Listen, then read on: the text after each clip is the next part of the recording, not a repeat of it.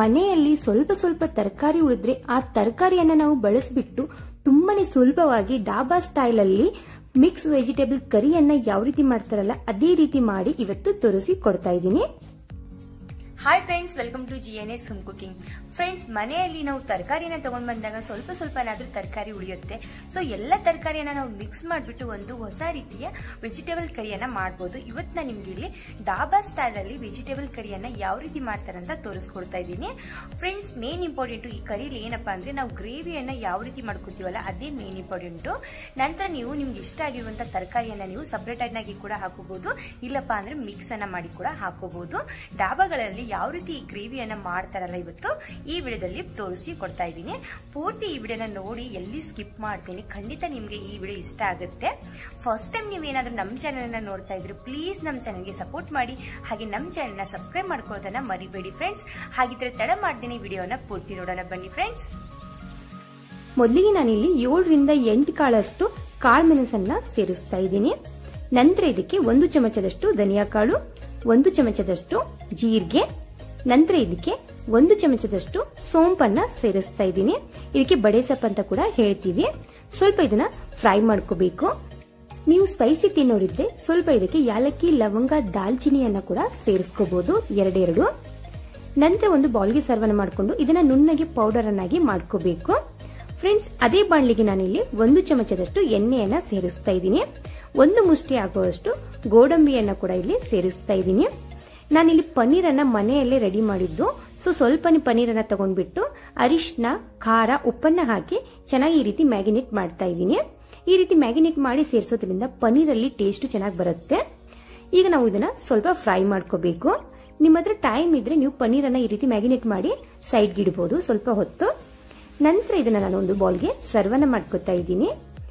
ಅದೇ ಬಾಣಲಿಗೆ ನಾನಿಲ್ಲಿ 1 ಮೀಡಿಯಂ ಸೈಜ್ದು ಆಲೂಗಡ್ಡೆ, 2 ಕ್ಯಾರೆಟ್ ಅನ್ನ ಕಟ್ ಮಾಡಿ ಸೇರಿಸ್ತಾ ಇದ್ದೀನಿ. 1 ಕಪ್ ಆಗುವಷ್ಟು ಹೂಕೋಸನ್ನ ಕೂಡ ಇಲ್ಲಿ ಸೇರಿಸ್ತಾ ಇದ್ದೀನಿ. ರುಚಿಗೆ ತಕ್ಕಷ್ಟು ಉಪ್ಪನ್ನ ಹಾಕಿ ಚೆನ್ನಾಗಿ ನಾವು ಇದನ್ನ ಫ್ರೈ ಮಾಡ್ಕೋಬೇಕು 1-2 ನಿಮಿಷ.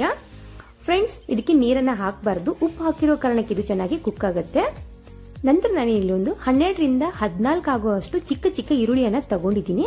ಈ ಚಿಕ್ಕ ಈರುಳ್ಳಿ ತುಂಬಾನೇ ಟೇಸ್ಟಿಯಾಗುತ್ತೆ ಗ್ರೇವಿ. ನಿಮ್ಮ ಹತ್ರ ಇಲ್ಲಪ್ಪ ಅಂದ್ರೆ ನೀವು ದೊಡ್ಡ ಗಾತ್ರದ 2 ಈರುಳ್ಳಿಯನ್ನ ಸೇರಿಸ್ಕೊಳ್ಳಿ. ನಂತರ ಇದಕ್ಕೆ ಶುಂಠಿ, ಬೆಳ್ಳುಳ್ಳಿ, ನಂತರ ಇಲ್ಲಿ ದೊಡ್ಡ ಗಾತ್ರದ 2 ಟೊಮೆಟೊ ಅನ್ನ ಸೇರಿಸ್ತಾ ಇದ್ದೀನಿ.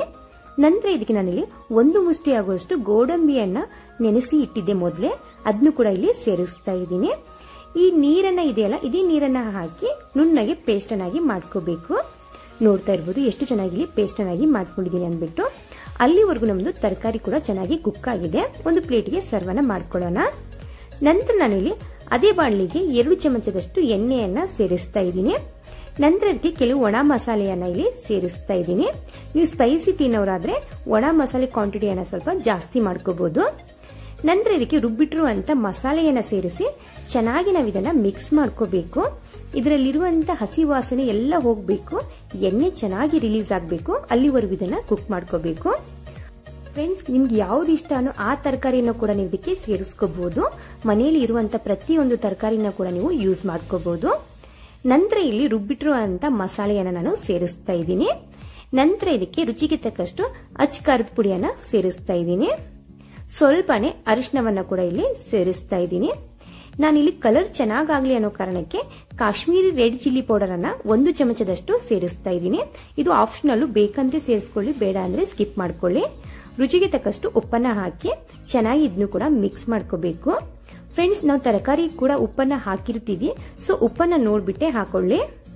ಚೆನ್ನಾಗಿ ಇದನ್ನ ಮಿಕ್ಸ್ ಮಾಡ್ಕೊಂಡು ಈಗ ನಾವು ತರಕಾರಿಯನ್ನ ಸೇರಿಸಬೇಕು. ನಂತರ ನಾನಿಲ್ಲಿ ಪನ್ನೀರು ಮತ್ತು ಗೋಡಂಬಿಯನ್ನ ಸ್ವಲ್ಪ 1-2 ಪೀಸಸ್ ಅನ್ನ ತೆಗೆದ್ಬಿಟ್ಟು ಸೇರಿಸ್ತಾ ಇದ್ದೀನಿ.